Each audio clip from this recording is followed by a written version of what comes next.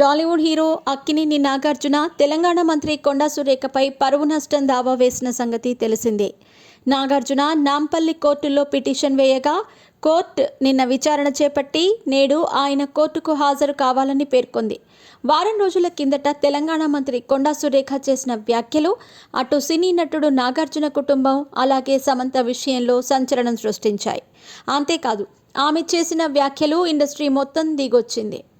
ఎన్టీఆర్ నుంచి నాని వరకు ఎంతోమంది సెలబ్రిటీలు ఈ విషయంపై ఘాటుగా స్పందించారు. మరోవైపు నాగార్జున ఈ వ్యాఖ్యలను చాలా సీరియస్గా తీసుకున్నాడు.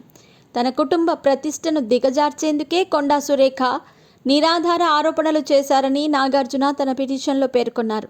కుటుంబం పరువు తీశారని, ఆమెపై క్రిమినల్ కేసు పెట్టాలని ఆయన అభ్యర్థించారు. అంతేకాదు నాగార్జున జూమ్ ద్వారా మాట్లాడినప్పుడు కొండా సురేఖ చేసిన వ్యాఖ్యలను తీవ్రంగా ఖండించారు. నిన్న తనపై పరువు నష్టం కోసం క్రిమినల్ కేసు వేసినట్టు చెప్పారు.